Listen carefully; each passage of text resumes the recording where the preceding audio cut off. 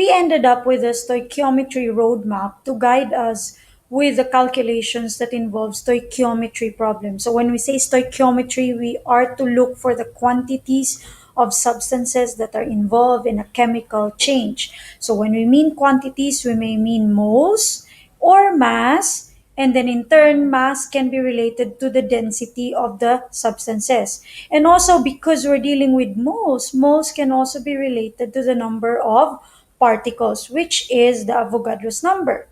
So for today, let's have the first chunk of a stoichiometry problem. The first chunk is involving a mole to mole conversion.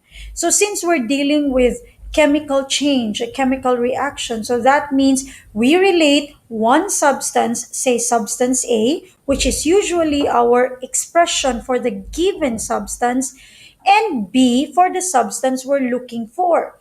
So any stoichiometry problem solving will always involve two substances, the given and the required. So what we will do is to calculate a mole to mole conversion from mole of A to mole of B. So the diagram that will help us, that will guide us in this conversion is just plainly mole A to mole B can only be solved using one conversion factor, which is what we call the mole ratio. Now, what is a mole ratio? Remember when I discussed to you the concept of the balanced chemical equation, when we write a number before the chemical formula, we call that, or that indicates the number of moles of that particular substance that's needed for the products to form.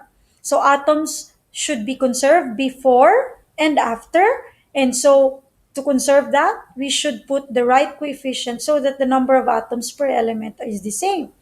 So the 2, the 1, and the 2 here, your coefficients that represent the number of moles of H2 and O2 that will produce 2 moles of H2O. So that means in this very simple equation, you need 2 moles of hydrogen gas for every 1 mole of oxygen gas in order for you to produce 2 molecules of water. So in this case, you have 4 hydrogen and 2 oxygen on the left side, and also 4 hydrogen and 2 oxygen on the other side. So how do we make use of the coefficients to be our mole ratio? So it means that the ratio for H2 and O2 is 2 is to 1, and the ratio of H2 to H2O is 2 is to 2, and the ratio of O2 to H2O is 1 is to 2. That's what we call mole ratio. Now, to represent that in a calculation, let's do the basic problem about this particular conversion problem. So, the first question is, in this chemical equation, how many moles of water are produced from 3.5 moles of hydrogen gas?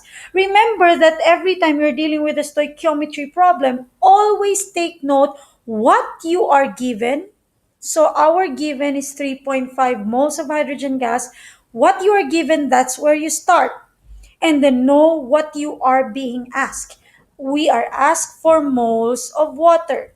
So analysis will tell us that we're given the moles of H2, and then we're asked for the moles of H2O. So it's a mole to mole conversion. So we begin by always writing the given. So our given is 3.5 moles of H2. And since this is a direct conversion, all we need to do is we look at our balanced chemical equation, look at our required, which is H2O, and our given H2. So the ratio of the A to B is 2 is to 2. Where will we put H2 and where will we put the H2O? We put H2 below, so you can cancel out H2 and arrive at H2O, which is on top. So let's write that down. So in the balanced chemical equation, we know that for every 2 moles of H2, you produce 2 moles of H2O. Okay, correct? And so we will now cancel some of the units we don't need. So that's moles H2 and moles H2. And if you notice clearly, we will arrive at our desired substance, which is H2O. So in the calculator, you know that the 2 and 2, 2 over 2 is just 1. So it's just 3.5 times 1. So you'll get the same value, 3.5 moles of, this time, H2O. So this is now the answer of this mole to mole problem of H2 and water. Very simple. So the whole thing here is what we call the mole ratio of the given and the required. Let's go to the last second problem of mole to mole. So this time you're asked for how many moles of oxygen gas are needed to produce 10.5 moles of water. So what are we given again? We are given 10.5 moles of water. We are asked for the moles of oxygen gas. And so we look at oxygen and H2O. And since the equation is already balanced, then we can proceed right away. We write the given. The given is 10.5 moles of H2O, and then times the ratio is 1 is to 2. Of course, we put the 2 below because it's about the water. So 2 moles of H2O for every 1 mole of O2, because that's what we're looking for. And so canceling out the units, moles H2O will cancel out. So we're left with moles O2 as our final unit. And putting this in the calculator, so that is 10.5 times 1 divided by 2. So we will arrive at an answer of 5.25 moles of O2. So that is our final answer for this problem. We have 5.25 moles O2 needed so that we can produce the 10.5 moles of water indicated in the problem.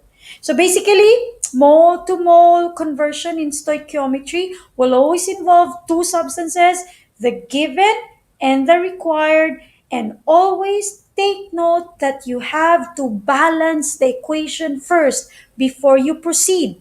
And then the moment you're done balancing it correctly, take note of what you're given and what you're required so that you know what to look for the mole ratio. So all you need to do is the mole ratio of the substances of the substance you're given and the substance you're required.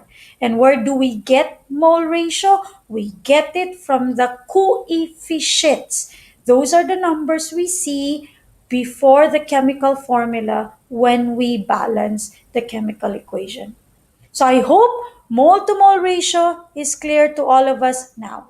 Thank you so much, and watch for the next video, which is all about our mole to mass, mass to mole conversion.